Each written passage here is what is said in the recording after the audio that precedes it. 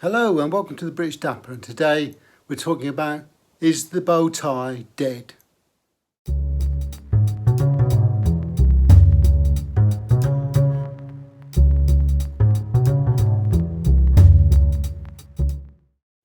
So over the last few months I've had a series of questions posed to me about the bow tie. One was, is the bow tie dead in this day and age? And the other questions were related to, when is it appropriate to wear a bow tie? And how do you wear a bow tie? And so today's video is just addressing a few of those quick questions for you. So let's start with the first question. Is the bow tie dead in this day and age? Well, my personal view is no. It's faded in the background for a lot of years, but every now and again it'll have a resurgence. And it can be something that triggers it. For example, a few years back we had Sean Connery did a film which was part of the Indiana Jones series of films, where he played the father of Indiana Jones, and in that film he wore a bow tie, and it started a resurgence where people started to wear the bow tie in a much more rustic and rural sort of look, and we saw that increase in the amount of people wearing them for weddings and similar sort of functions where they wanted to wear tweed and they wanted to wear something different, so they wore a bow tie. Now, bow ties come in and they go out of fashion quite often, but I would suggest if you're going to get one, go for something that's about 2 inches on the blade or 1.5. You can get them smaller, about 1 inch, or you can get them bigger, 3 inches, and it depends. They tend to be more fashion orientated, but the ones in the middle, they are more classic in design and look better aesthetically over time. Now, bow ties are quite commonly seen with black tie events. You're going to see black bow ties being used, although sometimes we do see different variants nowadays where strictly people not wearing black tie but wear, say, for example, a burgundy tie or another colour, pink, or it might be even ivory, and they coordinate that with their cummerbund or with a waistcoat of a similar colour or even the same material. And so it is black tie events where you're going to see the bow tie being used the most frequently. However, having said that, it is also worn for other occasions and other events, and the bow tie's range is quite extensive because it can be used in a more formal setting, for example here with a suit, and it's a more city-based look, all the way through to a much more casual look where we might wear it with a tweed jacket, or it could be with a blazer of some description, it could be with a pair of chinos, it could be worn with a waistcoat instead of a jacket, it could be even worn with a cardigan or a jumper with a pair of slacks or trousers, and again it's still quite a good look. Very much a preppy look, and some people go for that look particularly, and these things bring it in and out of fashion from time to time. So even though fashion and classic or traditional don't really mix very well, they are really codependent, because in this day and age, fashion brings back into focus the traditional looks, the classical looks, and they become fashionable and trendy again. So it regenerates and rejuvenates a younger audience all the time to still wear those classic looks. So I don't think the bow tie is dead in entirety, and people still wear it for more formal traditional looks. So I think it will, whilst we still do that, it still has life in it. When it comes to wearing that bow tie for different events, because it has that vast range of versatility, it can be worn in the business setting all the way through to a very casual, informal lunch with friends, and it's very much a chameleon. It will adapt and modify. You can modify the way you wear it and look to the environment you're going into. Obviously it's not going to be fitted very well with someone that's wearing jeans and a t-shirt or anything like that, because it does need a certain amount of collaboration, if you like, with other items of dress.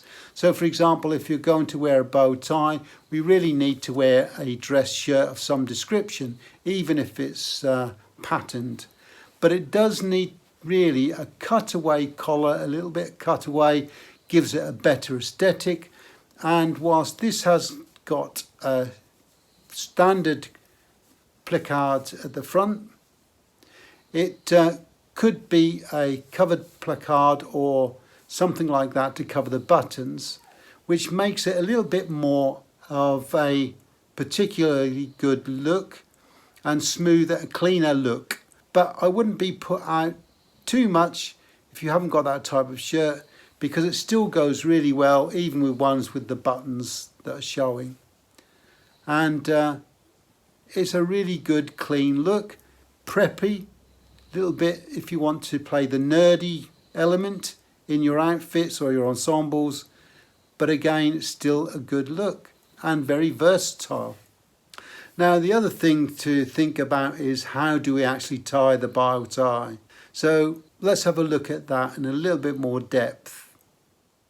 So when it comes to self-tie bow ties, they come with an adjustable strap in the back, potentially, of some description. Just make sure you get them set to the right levels for your collar size.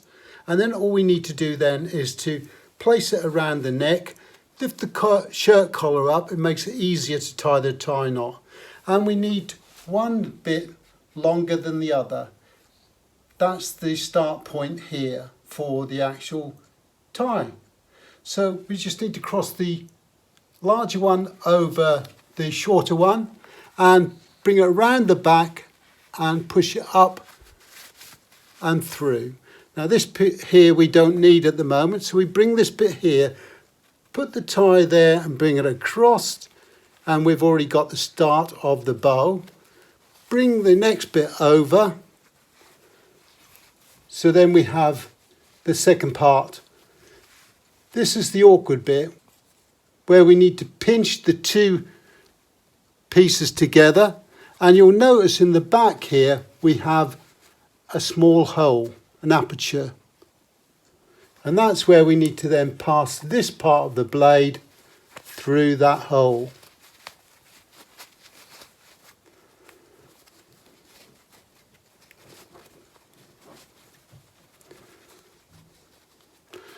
So then we need to just straighten this up a little bit, and we have the start of the actual bow tie. Now all we need to do now is just make some minor adjustments, keep pulling and tweaking the bow tie until we get it how we want. So in this case,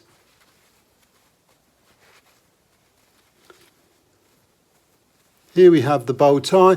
Bring the collar down on the shirt,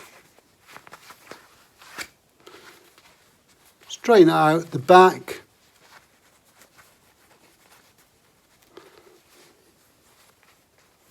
and here we have the bow tie. Now, the thing about bow ties, when they're self-tied, they don't have to be symmetrical. Slight variations because it is a hand-tied knot. But the principle is to look like it's been hand-tied and not too pristine, because that implies it's actually one that's already pre-made. As you can see, not a very particularly good video of how to tie a bow tie, but there are some adjustments that need to be made and tweaked and finessed once you tie a bow tie. But basically it's the same principle as tying your shoelaces. So it's not that difficult to do once you've had a bit of practice. It's a skill that you, with time, can maintain and do on a regular basis. And as I said, it's a little bit like, when do we wear that tie? Well, the answer I would give you is whenever you feel the need to wear a normal tie, that is the indicator that you could wear a bow tie. And to be honest with you, the bow tie covers a range not only of the tie but also a cravat. So you get that span, if you like, of ability to wear a bow tie. So don't be afraid to try one. And you can pick them up quite cheaply nowadays in shops, charity shops, online, and it's worth trying one just to see if you like it or not, if you've never tried one before. So we have a Patreon page, and I'll put the link down below, so you may be interested in that, because if you want to talk or engage with like-minded people about sartorial issues, or just want to have a chat, then that might be the platform to use.